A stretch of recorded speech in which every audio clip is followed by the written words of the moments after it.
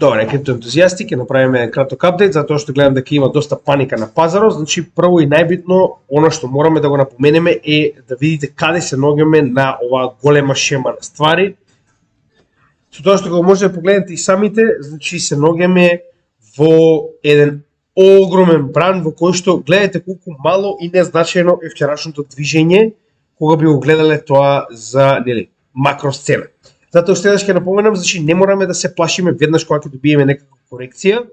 и како што можеме да погледнеме нормално е со оглед на фактот дека вчера го напоменавме тоа, тоест претходниот пат кога правиме техничка анализа го напоменавме тоа, дека се уште значи самите индикатори не се доволно ресетирани за да можеме да направиме следен скок горе.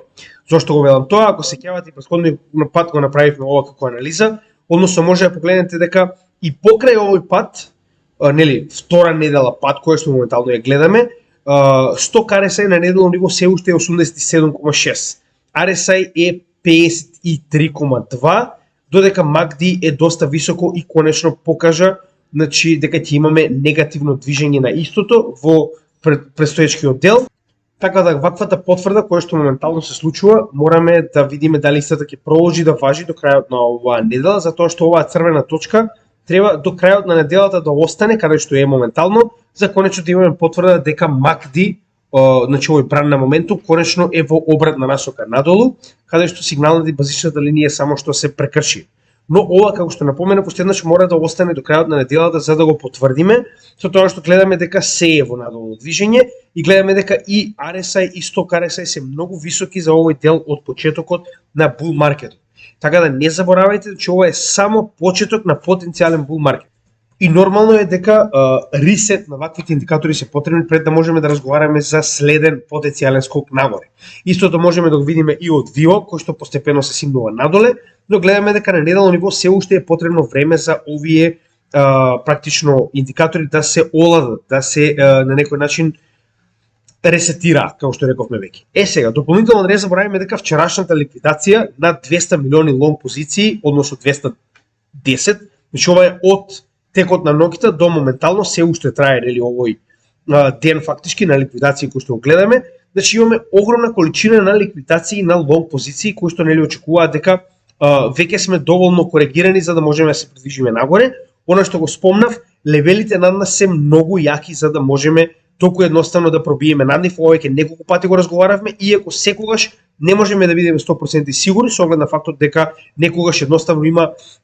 премногу на некој начин побарување на пазарот за биткоин, па за тоа и може да се случи таков тип на раст како што тоа беше во оваа ситуација, но не можеме тоа да го очекуваме постојано. Уште еднаш ќе напоменам, на вистина сме високо на овие индикатори. Дополнително она што постојано го кажуваме, би сакал да вратам на неделно ниво за да можеме да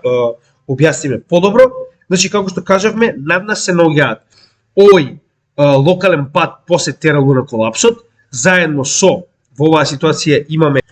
200 неделната средна вредност, заедно со 50 неделна средна вредност, кој што моментално направија dead cross, кој што е и дел од оваа паника која што ја гледаме, заедно со горната граница на овој Wyckoff акумулација формацијата, која што моментално гледаме дека направи double top. Како што кажавме, значи буквално ова го посочиме во претходното видео, значи многу е логично дека ќе добиеме, можно е да добиеме, повторно не можеме да бидеме сигурни, значи shoulder, head, shoulder формација, која што ја користи оваа линија моментално, ова дно од Terra Luna колапсот, како потенцијална основа за формирање на оваа, да речам, формација, иако не можеме да бидеме сигурни, но така и изгледа моментално, затоа и реков мораме да имаме некоја представа за тоа што се случува моментално на пазарот, со тоа што ќе напоменам уште еднаш дека ваквата корекција моментално има неколку нивоа на кои што може да запре. Сега тоа ќе го разгледаме. Значи сакав прво да напоменам дека ова се нивоата кои што се моментално нескршливи и кои што навистина е логично да направат корекција во оваа ситуација, што моментално и го гледаме. Можеме да погледнеме и засебно да ги погледнеме исти ситуации што и кажавме, значи RSI е многу висок, како и Stock RSI кој што моментално се наоѓа на исклучиво висока вредност, гледате и сами. Затоа поради оваа причина е нормално да добиеме корекција пред да можеме да се придвижиме нагоре. Неделниот чарт е оној кој што највеќе не интересира, затоа што овдека можеме да видиме дека е потребно оладување на самите индикатори. Со тоа што уште еднаш напоменав дека ретест на Bull Market Support Band според мене би била една од најдобрите работи кои што можеме да ги направиме во овој сегмент и се надевам дека тоа ќе го постигнеме со тоа што ова поле е негде од 21.200 па до 20.000, со тоа што од моменталната 22.400 не е голем пат, со тоа што дополнително овдека би ретестирале и некои други нивоа, како што во оваа ситуација е локалниот врв пред падот на FTX колапсот. Моментално оваа корекција, гледате и сами, беше, ако се вратиме на дневно ниво, многу појасно може да погледнеме.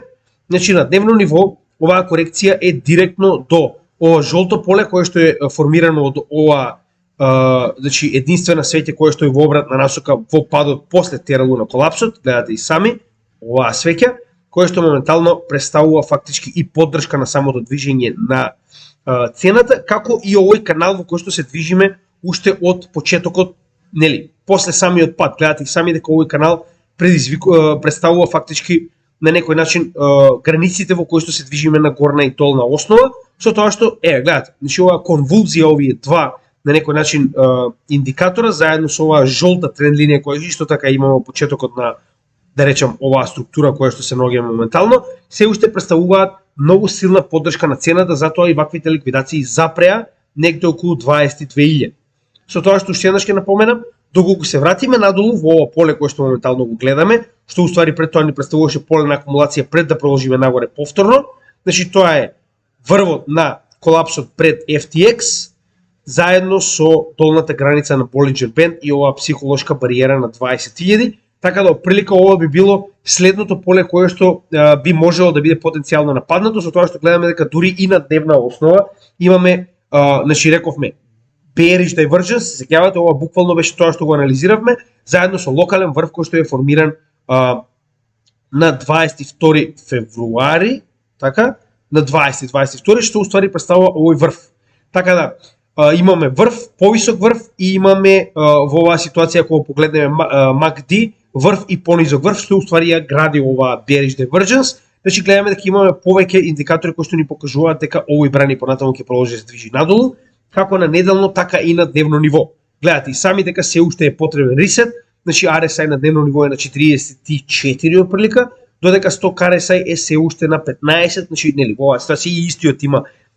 момент за да се придвижи надолу до 0, значи се уште има потенцијал, како и VWAP во потврдено враќање надолу, заедно со самиот MACD кој што моментално направи голема разлика помеѓу сигналната и базичната линија и ова прекршување, оваа црвена точка која што ни покажува потенцијал за продолжено движење надолу. Затоа и уште еднаш напоменуваме, значи ова поле кое што претходно беше фактички акумулационо поле на движењето на цената на биткоин нагоре, сега моментално заедно со врвот на колапсот на FTX би биле практично следната зона, заедно со горната граница на Bull Market Support Band, кои што би биле потенцијално ретестирани доколку продолжиме да се движиме надоле, а има логика да продолжиме да се движиме надолу. Гледаме дека и самиот Fear and Greed Index се уште не е ресетиран доволно, значи сме на вредност од 50, каде што бевме пред само неколку недели во 56, значи пред една, ако не се лажам, 56, каде бевме комплетно во грид територија, се наоѓаме на самиот почеток на Bull Market. Истото можеме да го видиме и во традиционалните пазари. Значи ова беше само на кратко она што сакам да ви го покажам и само пред да завршиме уште еднаш ќе напоменам, значи ова што гледаме моментално се движење на пазарот во самиот почеток на потенцијален следен bull market, зашто го велам тоа, гледајте и сами, значи гледајте каде се наоѓаме. Значи ова движење е толку мало и незначајно што верувам дека многу брзо ќе заборавиме за него кога потенцијално би довеле следен памп, но уште еднаш ќе напоменеме, погледнете го видеото кое што го направивме во текот на вчерашниот ден, а денеска може да го погледнете, а тоа е Choke Point 2.0, каде што детално се објаснува за тоа што моментално прави Америка и нејзината администрација за запирање и забавување, практично, нели, затоа што не може да го запре, забавување на растот на криптосекторот и неговата адаптација. Тоа е дел од ова што моментално го гледаме, затоа што имаме паника на пазарот, каде што многу од луѓето мислат дека и понатаму ваквите негативни однесување на институциите во Америка ќе продолжат да го буткаат пазарот надолу. Така да имате го тоа во предвид и уште еднаш, значи не брзајте, се наоѓаме на самиот почеток на следниот bull market. Јас не гледам никаква потреба од брзање, значи ова е се уште акумулационен период, дури и ако продолжиме и понатаму се движиме во